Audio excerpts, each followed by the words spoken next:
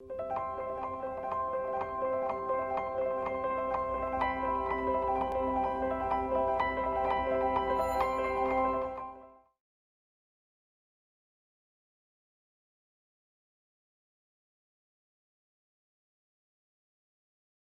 been working in financial services for about 12 years now. I started off as a loans officer and grew through the process to becoming what I do now, focusing on program management.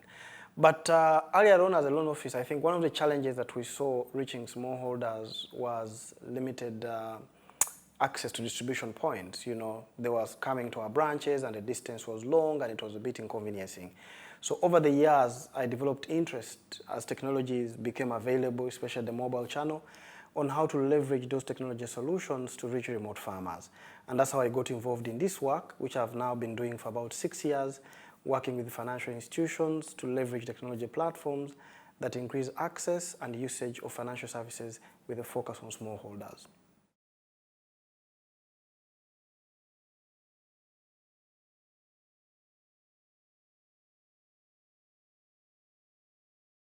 I think one of the key principles is to really understand that smallholders are not the same. Smallholders are diverse and therefore are involved in different livelihood activities.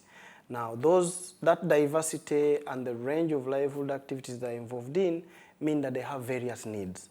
So we understand each segment of the smallholders and go deeper to understand the critical needs that they have. So that's principle number one, recognition of the need and then going back and working on solutions that specifically address that need. Principle number two, in my view, is the choice of technology. We know for a fact that looking at the reports from GSMA and ITU, that the mobile device is the most available now tool with poor people and especially in rural areas where we find most of the smallholders.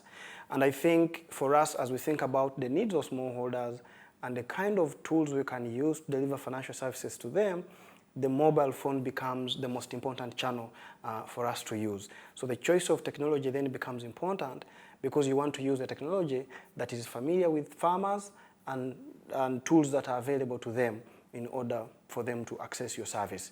The third thing in my view is building capability. Because at the end of the day, you understand the need, you have the right technology solution, but then people cannot use it because they are digitally illiterate or don't know how to do it.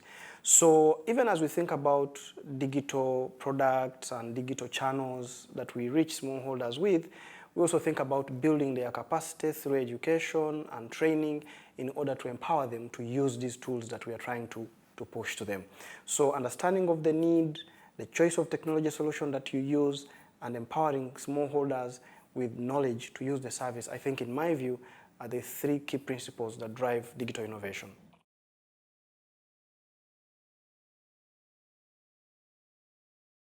I think we've seen success in digital finance across three different pillars. Pillar number one is around process. Organizations have gone out and improved their processes in order to become more efficient and serve clients better. A case in point is an MFI in Kenya called Musoni that went out to digitize their client onboarding and loan assessment process, and we saw that turnaround time moved from 72 hours to just 6 hours. It used to take 72 hours before a customer could apply and get a loan.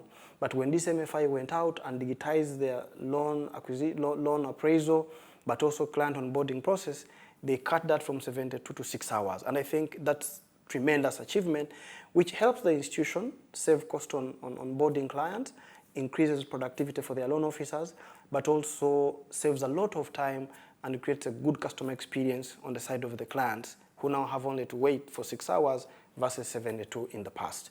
The second area where I think we've seen success is around the channels. Of course, as you know, traditionally, financial institutions have delivered financial services to smallholders through brick and mortar infrastructure. But that has a lot of challenges. Farmers are very far, they have to travel long distances.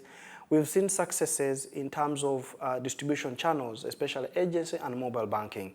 And a number of cases around the continent, but I'll highlight Finca that works in 6 countries in Africa that has actually gone out and increased their agent distribution network over and above the branch infrastructure to make services closer and reachable, closer to their clients. I think that is quite important because It lowers the cost of reaching smallholders for the financial institution, but it also lowers the cost of accessing the service on behalf of the clients. They now have to move a few meters away from their home to the agent location versus moving several kilometers to be able to access the branch. And all these agents distribution and partnerships between MFIs and mobile network operators using mobile money platforms are available in Africa, in Asia, and everywhere, and are significantly driving the cost of reaching farmers down. And I think the final area is the one around products. We've seen also a lot of products, digital products that are being delivered to smallholders as well. We have cases in Tanzania, again with Finca and Haloyako, that have built an innovative digital savings product. Customers open their account on the phone and start saving gradually to be able to meet their goals. We've seen input layer with schemes, for example, in Senegal and Mali with MyAgro, helping farmers to slowly build up their savings in order to access the inputs that they need. So there are so many cases of success, and I think what we are seeing now is that even pilots are beginning to show good results, and yeah, the future is bright for sure. Yeah, I want to say that even though we look at technology and the potential that it has in driving access to finance for smallholders, there are still a lot of capacity and regulatory constraints. Governments in Africa and elsewhere are passing legislations that make it difficult for some of the things that we are doing. In Uganda, for example, government just imposed a tax on mobile money. What that means is that every time you do a transaction, you pay more. So for smallholders that are a bit sensitive about price, the moment you are trying to reach them through a mobile channel and then government wakes up and passes a legislation which doesn't support the channel to work, then people start to pull back. So I think legislations around taxes are becoming a bit of a challenge. But also internally within the capacity of institutions, a lot of MFIs and banks are very traditional. Their processes are based on paper. Now they are trying to make the transition to digital. That transition is always very hard. Managing change is a complex process, but also their own internal capacity in finding the right vendors to work with, investing in the right technologies, choosing the right software, hiring the right people. It is a big problem because DFS is not an area that has many professionals. Where you find them, they are very expensive, and many small organizations are not actually able to afford them. So we are confronted with these challenges, and I think there's progress being made by the donor community to try and provide some support to institutions that want to make the transition. And we think that is helping, and as we keep going, I think we'll see significant improvements.